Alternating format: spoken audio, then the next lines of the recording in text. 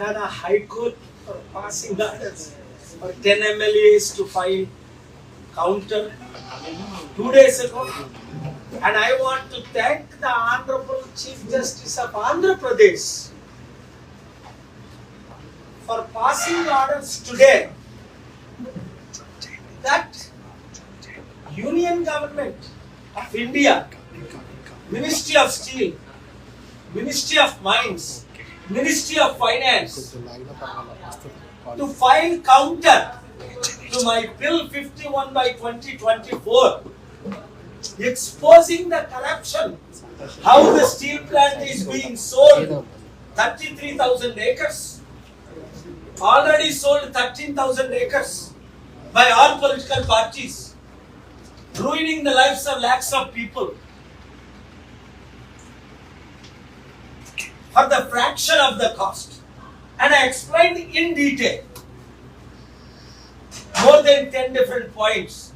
And finally, the Honorable Court Chief Justice goes past an order that you cannot sell 1 inch of the land except 24 acres, already some property sold and advance taken. Even that also I opposed, and I may go to the Supreme Court for that. Also, I argued about the Laddu controversy and the riots going on and how Pawan Kalyan is creating chaos in Tirupati, in Andhra Pradesh, around the country by his irresponsible statements. And I filed a bill demanding Tirupati should have union territory, CBI investigation, and if a Catholic country only for 741 people in Vatican City, part of the Italy, given a separate country, why not 34 lakhs of Hindus? For Tirupati, 3 lakh crore properties should not be given at least union territory. Otherwise, we will demand a separate country for Tirupati within India with complete autonomy.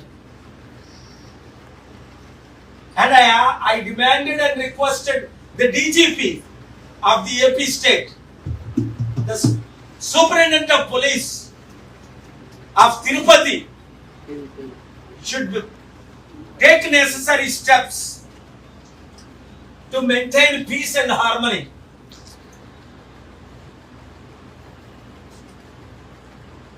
దాదాపు 56 నిమిషాలు honourable high court ఆంధ్రప్రదేశ్లో వాదనలు వినిపించి chief justice bench ముందు steel plant ని ఏ విధంగా వీళ్ళు అమ్మేస్తున్నారు, అందుకనే ఈ లడ్డూ కాంట్రవర్సీ తీసుకొచ్చారు.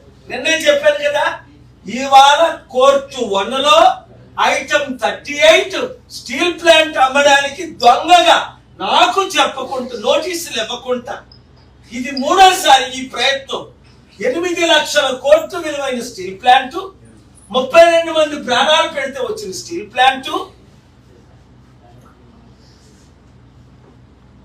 200 కోట్లకు 24 ప్రాపర్టీలు. యువర్ ఆనర్, నాకు 1 ఎకరం ఉంది విశాఖపట్నంలో, అందుకని చెప్పాను. ఈ రోజు యువర్ ఆనర్ కరెక్ట్ గా 61 సంవత్సరాల క్రిందట సెప్టెంబర్ 25 ఈ రోజుని నేను విశాఖపట్నంలో పుట్టాను. వీళ్ళందరికీ తెలియదు దాని విలువ. కోర్టు 1లో హ్యాపీ బర్త్డే అని చెప్పారు. యువర్ ఆనర్, నా బర్త్డే విష్ ఏంటంటే ఆంధ్రప్రదేశ్ రాష్ట్రానికి ప్రత్యేక హోదా రావాలి.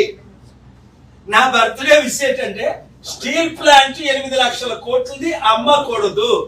నా బర్త్డే విష్ ఏంటంటే తద్వారా 100,000 కంపెనీలు వచ్చి కోటి మందికి నిరుద్యోగులకి ఉద్యోగాలు రావాలి. కోర్టు ఈ రోజు స్వర్గంలా మారిపోయింది. కేవలం 24 ఎకరాలు తప్ప 1 ఇంచు స్థలం అమ్మొద్దు అని ఆర్డర్ పాస్ చేశారు ఆనరబుల్ చీఫ్ జస్టిస్ బెంచ్. 1 ఆ 24 ఎకరాలు కూడా ఆల్రెడీ అమ్మేశామండి. నేను స్టేటస్ కో తీసుకొచ్చాను కదా ఏప్రిల్ 25, అది వెకేట్ చేయండి. యువర్ ఆనర్, అది మీరు వెకేట్ చేశారా? ఈ 33,000 ఎకరాల్లో 13,000 అమ్మేశారు. ఎకరాలు 13,000 ఎకరాలు నిజమా అన్నారు.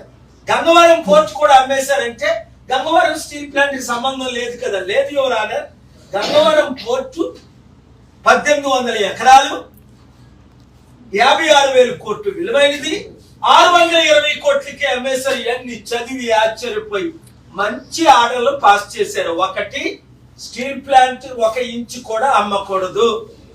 2, డాక్టర్ పాల్ ఇస్తున్న 8,000 కోట్లు వైట్ మనీ కౌంటర్ ఫైల్ చేస్తానన్నారు నెల రోజుల్లో, ఎందుకు ఫైల్ చేయలేదు?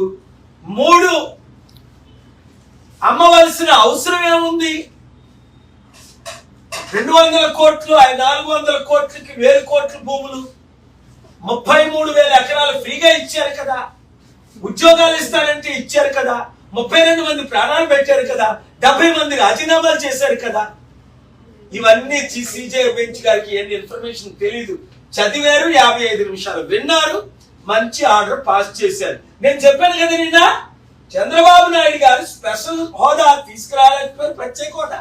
నేను తీసుకొస్తాను అంటే కనీసం కౌంటర్ కూడా ఫైల్ చేయలేదని మన కోర్టు వాళ్ళకి ఈరోజు చెప్పాను సిజే గారికి. అలాగే స్టీల్ ప్లాంట్ లో ఎందుకు చంద్రబాబు నాయుడు గారు కౌంటర్ ఫైల్ చేయలేదు? మినిస్ట్రీ ఆఫ్ స్టీల్ ఎందుకు కౌంటర్ ఫైల్ చేయలేదు? మినిస్ట్రీ ఆఫ్ ఫైనాన్స్ ఎందుకు కౌంటర్ ఫైల్ చేయలేదు? మినిస్ట్రీ ఆఫ్ మైన్స్ ఎందుకు ఫైల్ చేయలేదు? మోదీ గవర్నమెంట్ ఎందుకు ఫైల్ చేయలేదు? ఎంత దారుణం అండి.